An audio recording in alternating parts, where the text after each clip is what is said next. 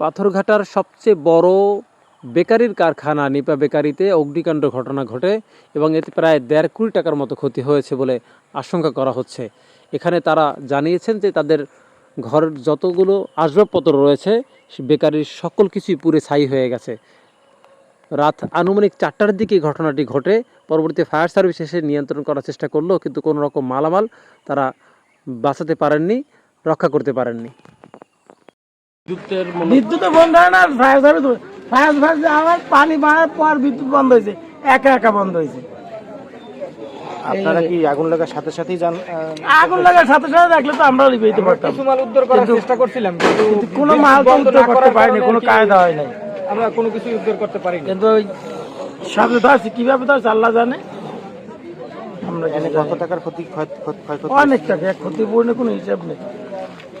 2-2.5 কোটি টাকার, 2-2.5 কোটি তো হবেই নিশ্চিত। তারপরে মালামালই তো সেট করতে পারে, অনেক ব্যাপক মালের ক্ষতি। এই মেশিনটার দাম 25 লাখ টাকা। 25 লাখ টাকায় ওই মেশিনটার দাম, ওই যে তার গুজা, ওই জায়গা ওই যে 25 লাখ টাকা।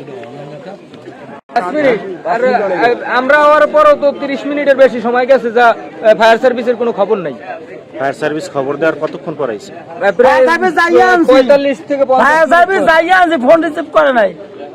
ফায়ার সার্ভিস এখনো ফোন রিসিভ করে না। টেলিফোন লাইনে ফোন দিতে তাও হেরাই করে, কোনো গুরুত্ব দেয় না। তারপরে লোক যাইয়া তারপর ফায়ার সার্ভিস আসছে। আর এরকম তীব্র আগুন 45-50 মিনিট জ্বলার পরে কি আর আগুন নিয়ন্ত্রণ করা সম্ভব? এই বেকারি ছাড়া কি আশপাশেও ক্ষতি হয়েছে? আশপাশে ছোট একটা ঘরের ক্ষতি হয়েছে।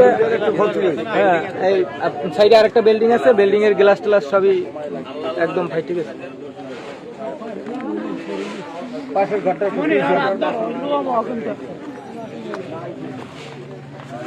বেকারির ভিতরে যত মালামাল ছিল সব মালামালগুলোই নষ্ট হয়ে গিয়েছে। এখানে আমরা সংবাদ পেয়ে আসলাম। আজকের তো এখানে ভোররাতের এই অগ্নিকাণ্ডের ঘটনা।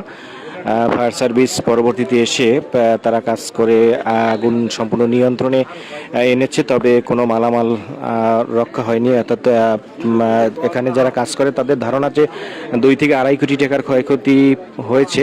পাথরঘাটার সবচেয়ে বড় বেকারি হচ্ছে এই নিপা বেকারি।